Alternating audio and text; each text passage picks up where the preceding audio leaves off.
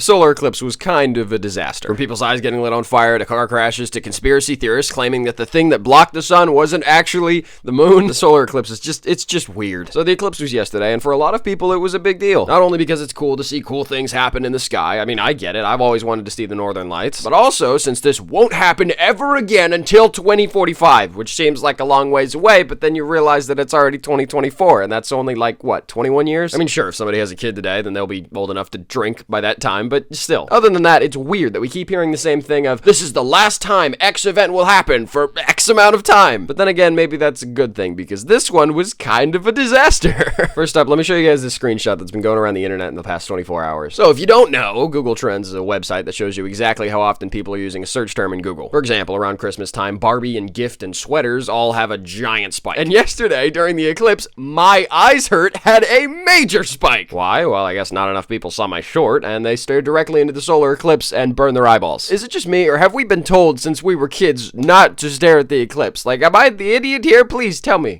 Anyway, other than everyone potentially going blind, another big issue was travel. Since everyone was not only driving to get a good view of the eclipse, but also just because all the people standing in the street just looking up at the sky like this. And if you got John in the middle of the street looking up at the sky, and then Dave in the car looking up at the sky, yeah, you see where I'm going. While we don't have data this year on exactly how much car crashes went up during the eclipse, we do have data from the last eclipse, which was in 2017. And there was a 31% increase in fatal accidents during the eclipse. 31% is kind of insane. So for those of you who are planning to still be among the living in 2045 during the next eclipse, eyes on the road, people. But the biggest funny thing I've been seeing pop up all over recently is the conspiracy theories talking about how the thing that's right in front of the sun is not the moon. And first, I just want to say, why? What possible purpose would there be for the government to just straight up lie about the eclipse? Like, sure, there are some things that companies and governments hide, like that Boeing whistleblower that just so happened to SD after claiming that the planes weren't safe. And also, he said that if anything were to happen to him, then it wouldn't be self-inflicted. Like, sure, that's definitely a conspiracy that I can believe. But there's no shot that someone in government really just went, guys, wouldn't it be really funny if we just convinced everyone that like a giant space plate that goes in front of the sun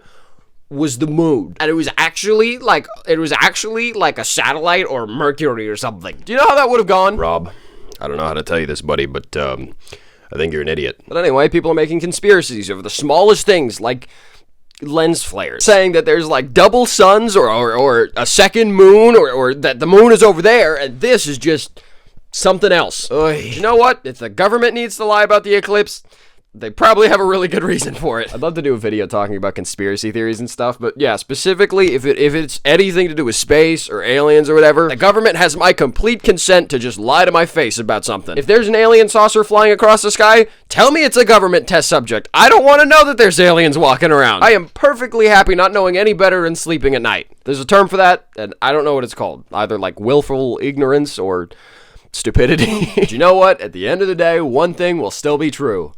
I slept through the eclipse.